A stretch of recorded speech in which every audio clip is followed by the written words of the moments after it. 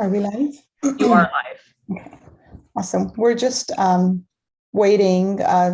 Apologies that we are a little bit late, but we're just waiting for Vice Mayor Perkins to make it. He was traveling and he was caught in some traffic, so we're just waiting for him to make it here so we can have quorum. So if you guys will bear with us, we'll wait for him to join before we call the meeting to order, right, Christina? Yes. Awesome. So we will take a few minutes of pause till Vice Chair Perkins joins us.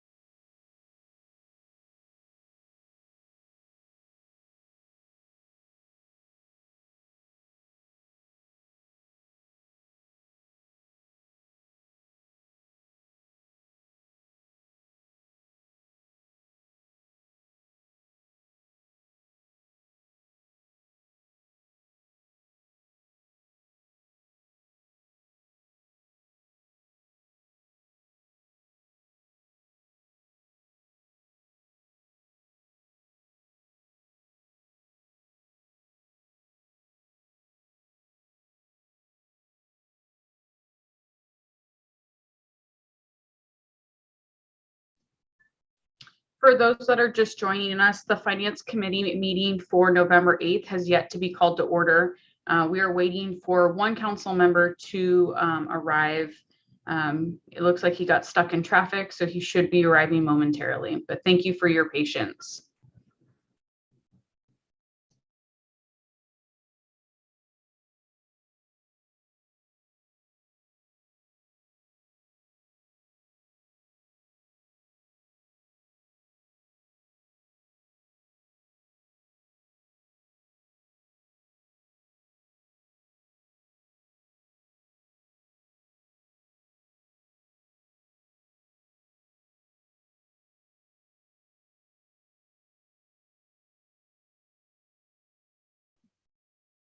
He just messaged me. He said, give him a minute. He just got to his house.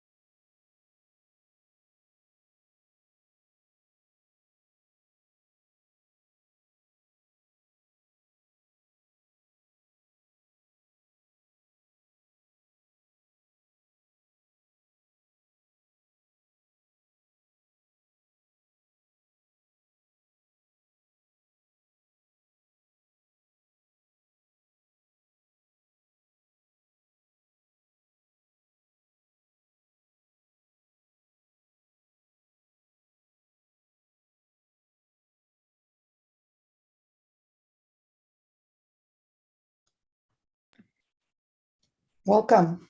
Hey, my plane was about 40 minutes late. So I'm very sorry, but I'm here now. Well, thank you so much for making it. So I will call to order meeting for November 8th, 2021 at 5:12 p.m. Over to you, Christina. Thank you. Assembly Bill 361 suspends certain provisions of the Brown Act, allowing public meetings like this one to be held by teleconference to help prevent the spread of COVID-19. At this time, I will conduct roll call, and I would ask the chair to recognize me afterward to confirm certain matters for the record. Vice Chair Perkins. Here. And Chair Safar. Here, and Thank back to you. Thank you. Based on the responses to roll call, the record should reflect that all committee members can hear the proceedings clearly. If there are no objections, the record will further reflect that each committee member believes, based on voice or facial recognition or otherwise, that the persons representing themselves to be or committee members are in fact committee members. Yes. Thank you. Seeing no objection, I will turn the meeting back over to the chair with a reminder that all votes must be taken by roll call. Item number 2, public comment. Do we have public comment? I did not receive any written comment. However, those in the audience, if you would like to make a public comment at this time, please use the *9 on your telephone or raise your hand feature at the bottom of your screen.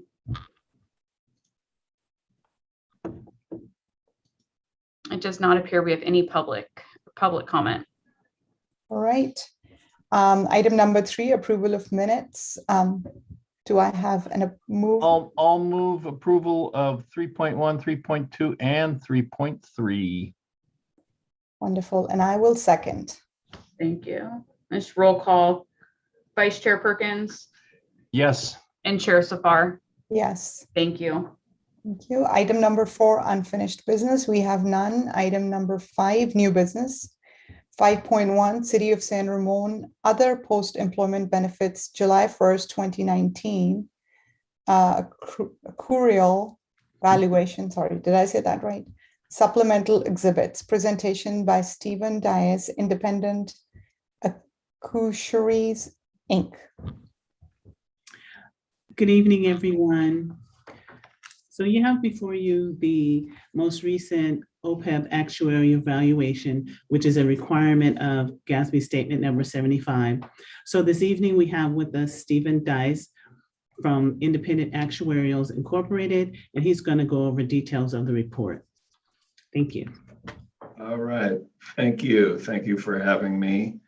I am going to share my screen, if I may, to bring up my report. I know there's a copy of that in the agenda as well, but it may be easier to read if I bring it up on my screen here.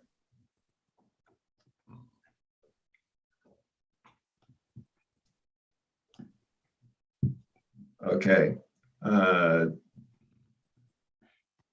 So I'm hoping that everyone can see that. Yes. Okay.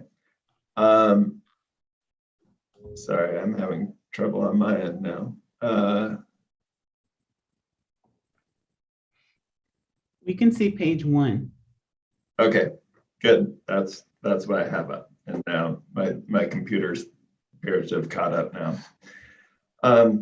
So as a reminder, what we've got here is a valuation of the city's other post-employment benefits. Those are benefits other than pension benefits. So these are retiring medical benefits that the city offers retirees in accordance with California law. And now we can't see your presentation. We can see. oh. Really pretty snow scene. Great. Okay. There we go. My apologies there. All right. So valuations are required once every 2 years, and full valuations are required once every 2 years. In the non-full valuation years, we do a roll forward valuation. In other words, we take the liabilities from the prior valuation and we roll them forward a year using generally accepted actuarial practices. I should say that the measurement date that we use for this period is a year prior to the fiscal year end.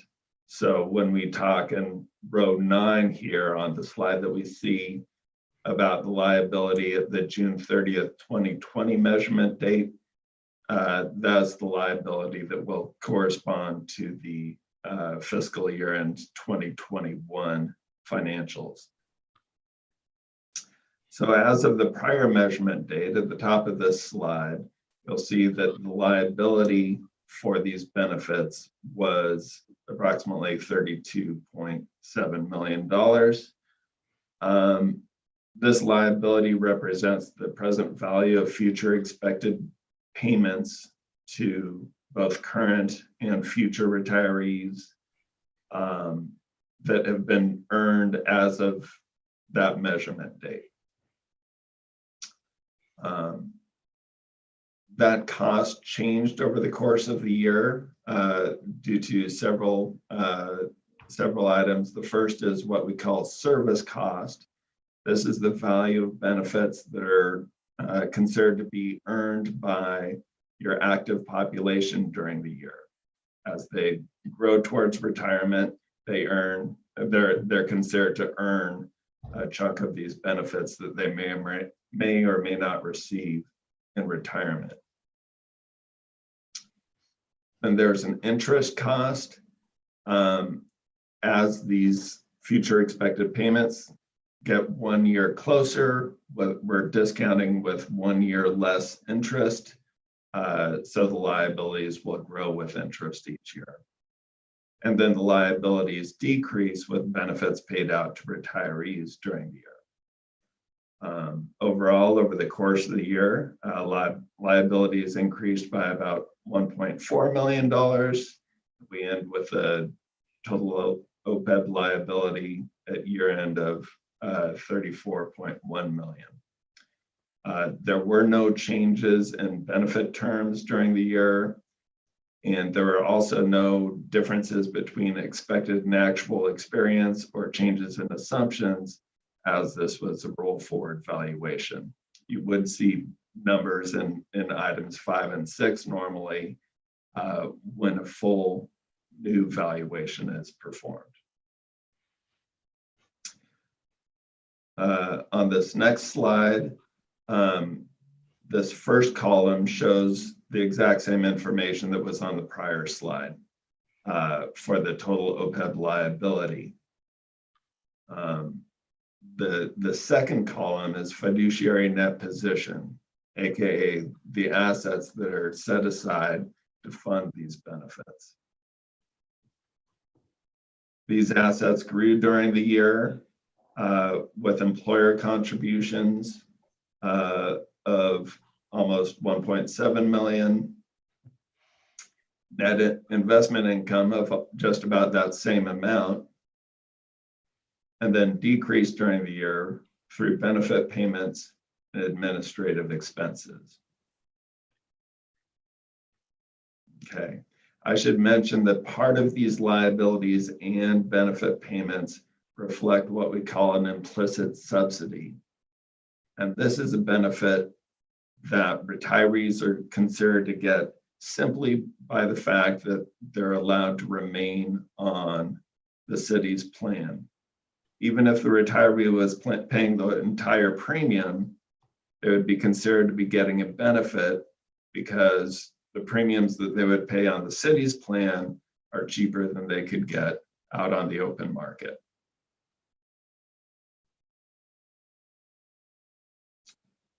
This next page is a required disclosure exhibit showing the sensitivity of the liabilities to various changes in assumptions. Specifically, in this top section, we look at how the total OPEB liability would be impacted if we had a discount rate assumption. This is essentially the long-term expected rate of return on plan assets. Our baseline assumption is 6.5%. If that was 100 basis points lower, or 5.5%, the total OPEB liability would be higher. If we discounted lower rate, it results in a higher liability. Conversely, if we had a higher discount rate, it would be a lower liability. So our current rate, I did a quick calculation. So we're 96% funded as of July 1 of 2020. Is that right? Or June 30th of 2021? Yes, 96.08% Yeah. funded as of that date. Okay. So actually, if we were assuming a higher rate of return on plan assets, a higher discount rate, the plan would be in an overfunded position. Similarly, in this bottom section, we look at the impact of our healthcare trend rate assumption. With our current assumption, we expect that healthcare costs will increase 6% in the first year, grading gradually down to 4.5%. Those rates were lower, liabilities would be lower. Those assumed rates were higher, liabilities would be higher. Okay, so this next slide shows all this information, and yet another, there's some repetition here, but this is what the GASB requires for the disclosures. This particular exhibit goes in the required supplementary information and shows the same information since the implementation of GASB 75. And also shows the net OPEB liability, so the liability less plan assets as a percentage of covered payroll for the city.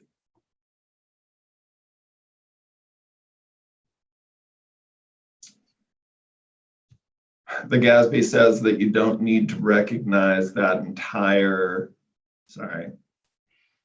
net OPEB liability of 1.338 million on the financials as of December 30, or sorry, as of fiscal year in 2021. Gains and losses due to differences between expected and actual experience, changes in assumption, or investment returns that are higher or lower than our assumed 6.5%. Set up amortization bases that are recognized over time. So you can see in this exhibit what these deferred amounts, they're all deferred outflows, which means that the liability that you'll recognize on the financial statements is less than the net OPEB liability that we saw on the prior page. They're all deferred outflows, and at the bottom you'll see how those amounts will be recognized in future years. The contributions made between June 30th, 2020 and June 30th, 2021 are also considered a deferred outflow. They'll be recognized as a reduction of the total OPEB liability at fiscal year end.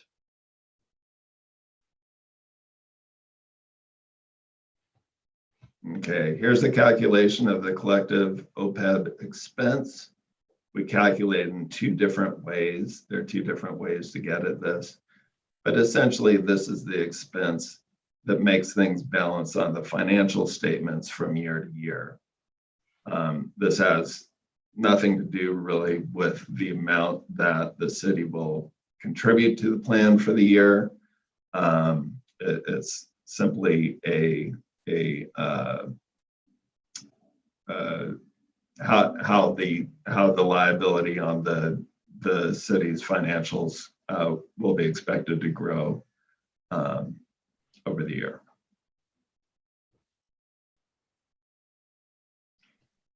Okay, then we get down to an actuarially determined contribution.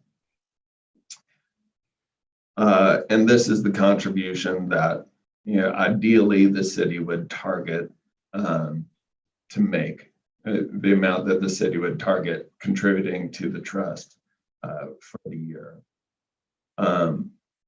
So this contribution is comprised of a couple pieces. When we call it an actuarially determined contribution, we call it a normal cost. It was called a service cost on a prior page, but again, it represents the value of the benefit considered to be earned by active employees during the year. So we've got the normal cost in row 3 at the end of the year of a little over $1 million. And then and the other part of the cost is an amortization of the unfunded accrued liability, which is another name for the net OPEB liability. We're amortizing that unfunded liability over a period of 5 years as a level percentage of payroll. And so you see that amortization payments almost $300,000, and we arrive at the actuarially determined contribution of $1.38 million. This final exhibit shows how the actuarially determined contribution as compared to actual city contributions since the implementation of GASB 75. There have been some years where the contribution has been somewhat less than the actuarially determined amount. For the last 2 years, the contribution has been slightly more.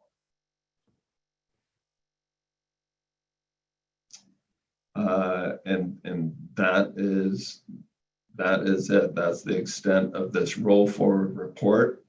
Are there any questions at this point? I have one of staff. So have we budgeted the 1.377 million in our budget year?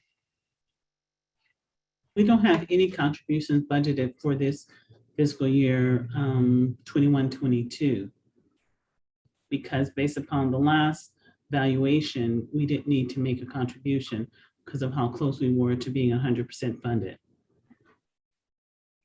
So we're gonna. I will say, sorry, I'll jump in here. Benefits that are paid directly to retirees are considered to be contributions, even if they don't pass through the trust. They're considered to be contributions made by the city. Okay, do we know what that budget amount is For the current fiscal year? I can look it up.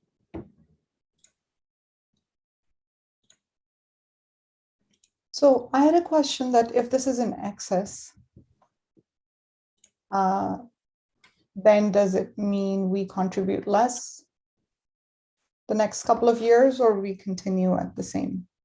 It essentially means that you'll contribute less in future years. You've actually got a lot of leeway in this actuarially determined contribution. We're amortizing, for example, we're amortizing it over 5 years as a level for the unfunded liability over 5 years as a level percent of payroll. That period could be longer or shorter if the city decided. So there's a fair amount of leeway there. But in general, the more you fund the plan in a current year, the less you'll need to fund in the subsequent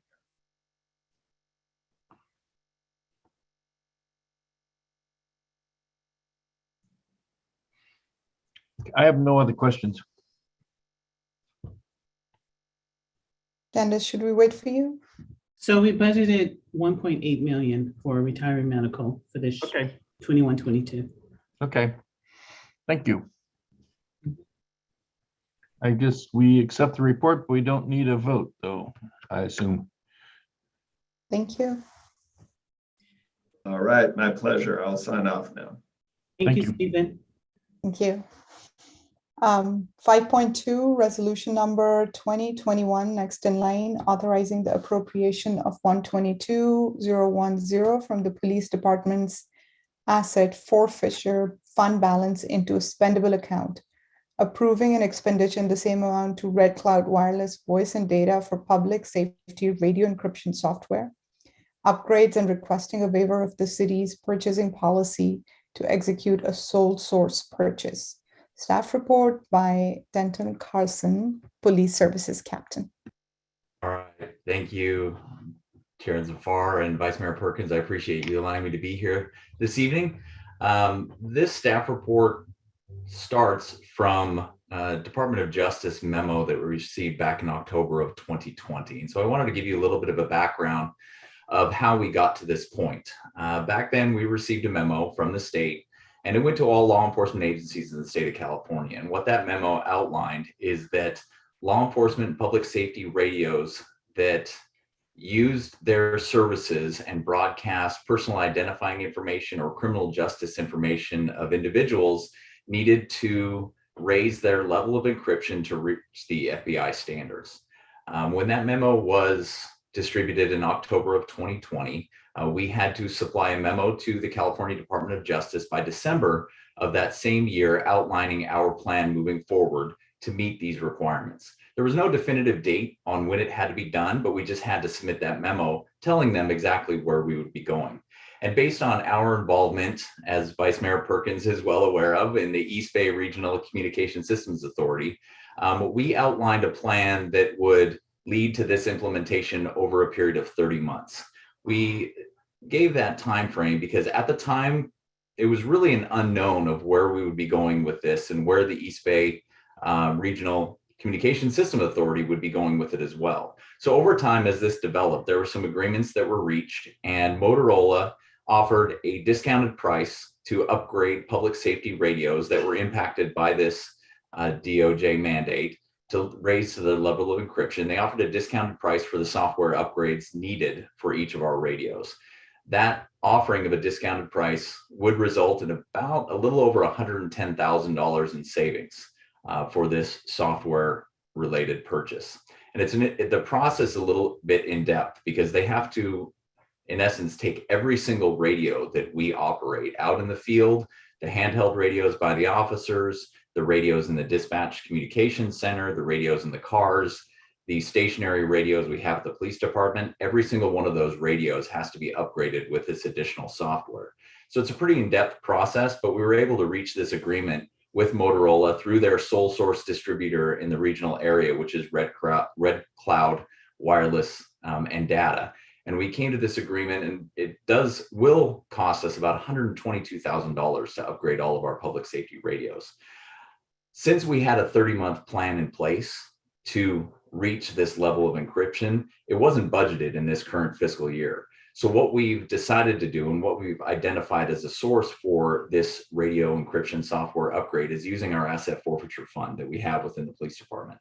As you see in the staff report, it does identify where those monies have come from in the past, and it also outlines exactly how those funds are to be distributed. And one of the specific items of use for these asset forfeiture funds is law enforcement related equipment and specifically radios. So we decided to utilize this fund for this purpose based on the safety needs and based on the California Department of Justice mandate.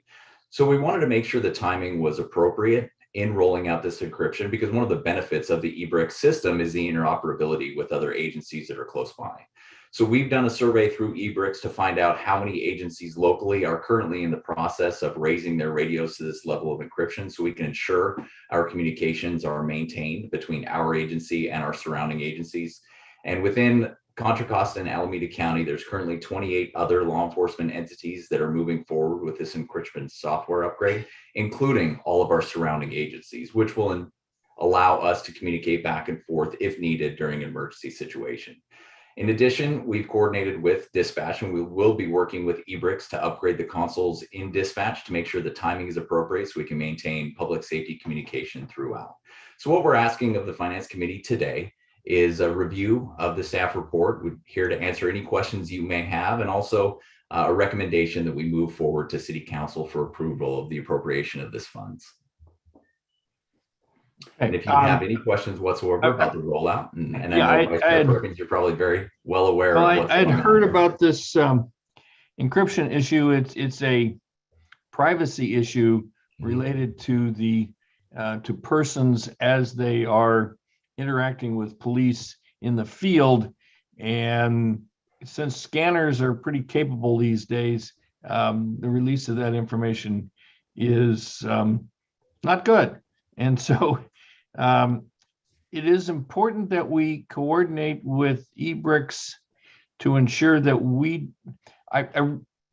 there was a comment made at a previous meeting that one of the agencies had gotten way out front, not us, had gotten way out front, and they were effectively on a communication island. Mhm.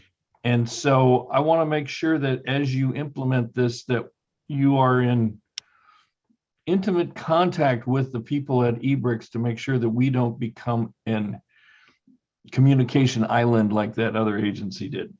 Yes, absolutely. And it's the encryption mandate is based on the broadcasting of someone's name, date of birth, any other identifying information over publicly available channels that anyone with a computer or a scanner or a cell phone can listen to. And that's the issue with it. There are several larger agencies that are approaching this in a little bit of a different way. Like Highway they're Patrol? operating multiple channels. But it's just with the staffing that we have in our communication center, it's not something that's even a possibility from our end. We heard that the California Highway Patrol was getting an exemption, and that kind of blew my mind that they could get an exemption, but the rest of us can't. But yeah, just make sure that we're in close coordination with eBricks as we do this. Absolutely.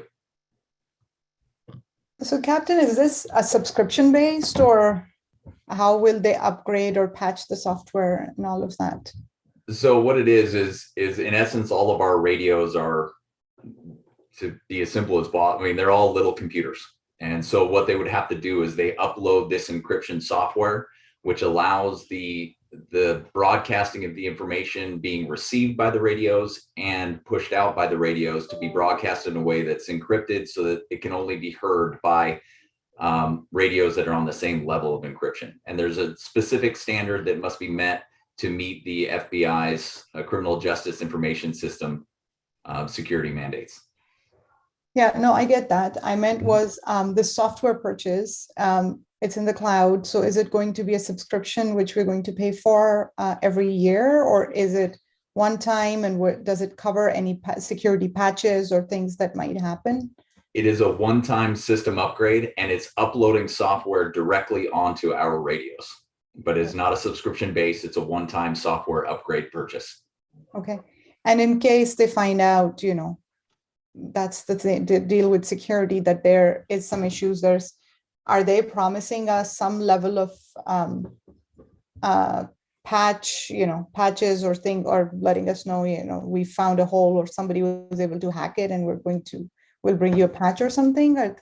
How would that work in case, there was some security breach in their software or they found a hole or something? Yeah, Well, how do you it's get not version necessarily- 1.1? What's that? How do you get version 1.1 as they find that 1.0 has a flaw? Mm. And it would be managed as it goes. But again, this is what it does is it takes the broadcast frequency that our radios utilize, and it takes it up to an encryption level that is not available to be broken based on what is commercially available through your cell phone, through your computer, or publicly available through scanners at this point. And it's digitized as a broadcast from our radios to the eBricks towers and then back to our radios for incoming transmissions. So I guess we'll deal with it when somebody. It's the level figures that's that out. right. It's the level that's required by the DOJ at this point.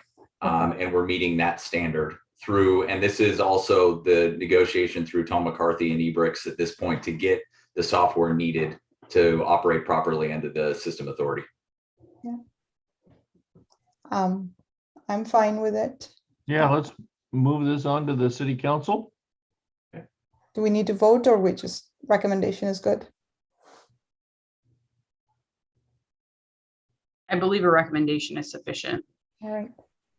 Thank you so much. Thank you. Sabina, before we move on, you do have a hand raised for that item. All right. Let's go to public comment.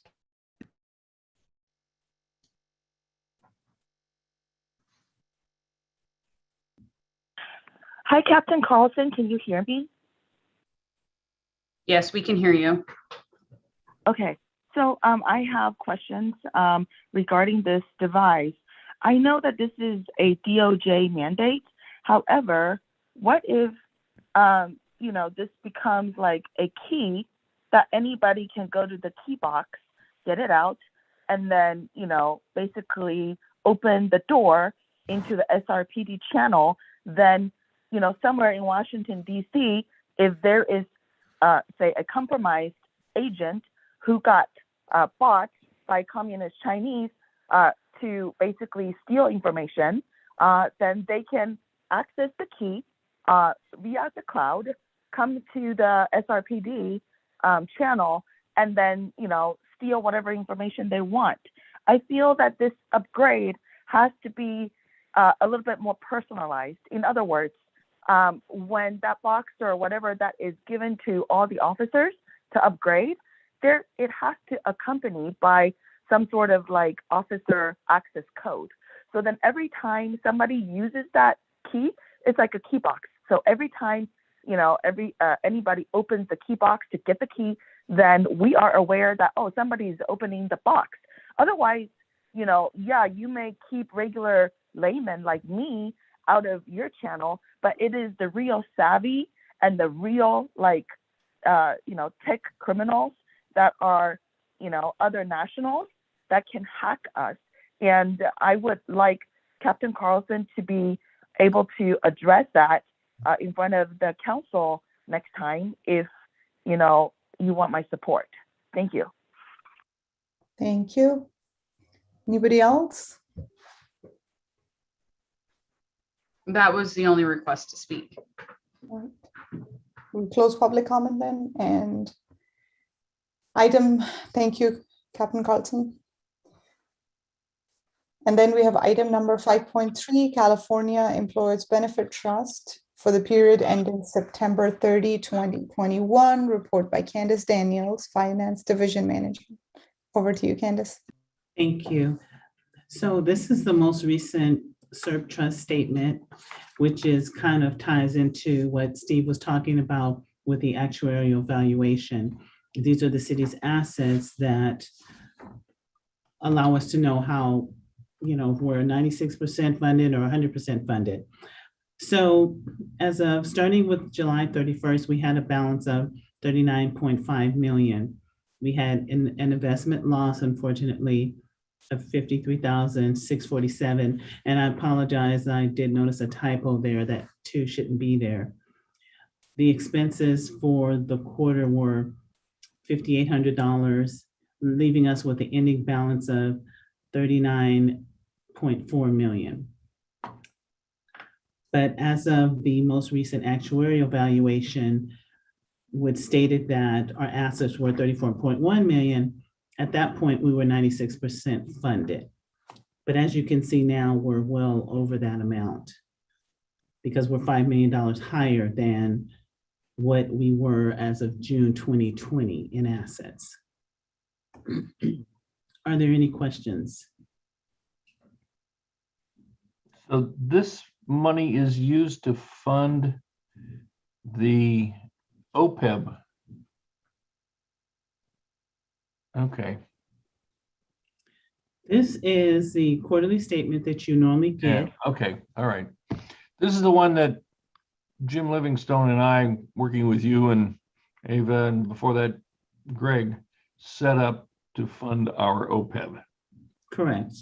Yeah. And so there's And we put it into a mutual fund that has done quite well for us, though, as Yes. with all investments of this type, there will be some losses over short periods, but over time, we expect to have substantial gains. Correct. Okay. So what we do is we put money in this trust and invest it, and then that funnels into the OPEB, and that's the only reason we have this fund, or does trust, or does it fund anything else? It's just for the OPEB. So it was created to store up money for retiree health. So if we didn't have this, people retire and we still have to pay for their health benefits, but we really don't have a pot of money, to ensure that we can pay for those expenses long-term. And how much a year do we contribute towards it? Well, this year we have 1.8 million budgeted, Okay, and we haven't, this year, we didn't budget anything for additional contributions other than the amounts we have to pay for the health insurance. Last year we did 300,000. And so it just really varies year to year, depending on how much money, if we have a surplus in our budget and we can afford to give money to the trust. But since we had a couple of years when we were 100% funded, and actually over 100% funded, so we didn't contribute more money. And at this point, based upon the actuarial valuation where we stand now, we're beyond the liability amount. So we wouldn't need to contribute any more money right now. great. Thank you.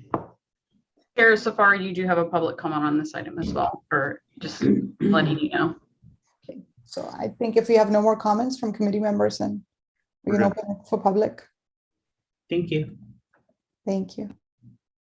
We have one request to speak from call-in user.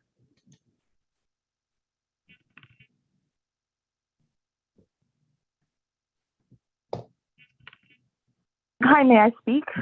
Yes, please do. Okay, I don't understand what the staff is trying to accomplish because on the agenda, there is no recommended action. Like it is clearly stated, like the agenda item for Captain Carlson.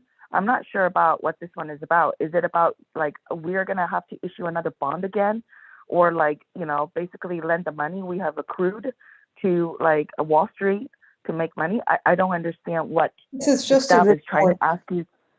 Yeah, this is just a report. It's a quarterly report that the finance committee receives, so that we know how the fund is doing, and the public knows how the fund is doing, or the trust is doing. Got it. Yeah. Got it. So kindly, for a suggestion in the future on the agenda, is it okay to put no action item or no action requested, simply report or something like that, so we know? Otherwise, I'm thinking, what is this about? Sorry, I mean, I'm just the public. I know you guys are professional at this, but I know the city manager wants public participation. And so then for our benefit, please kindly, make sure what, the report is about, or what action item is being sought after. Thank you so much. Thank you. Yeah, sometimes it can get a little bit confusing, but I think once we attend some of these, we start understanding.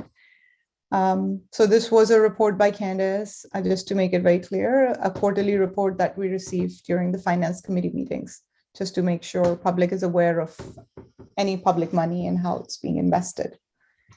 And it is stated on the staff report under fiscal analysis, it says there is no immediate fiscal impact. And steps following, it says none. So we use that to indicate that it won't be moving forward to council and that it really doesn't have an effect on the city's budget in any way. Thank you so much for that explanation. Thank you so much, Candice. Committee member, agenda item number 6, committee member comments. I'd just like to ask the city manager or the administrative services director or the finance division manager tomorrow night, could you give us an update on the pension obligation bond and its status? Because this was about the time that was on that timeline. It was going to be, we were going to issue that Hello? Yeah, the bond. Well, it's not agendized. We can, Well, you can do it as part of your city manager comments. How's that? that's fine. I'll do that. Okay. Or you could ask Kelly to make comments on your behalf. Sure, I'll be ready if you want to go that route. Whatever the city manager prefers. That's all I got. All right. Well, no comments from me. Here, Safari, you do have public comment on this item as well. On committee member comments. All right, we'll take public comment then. Thank you.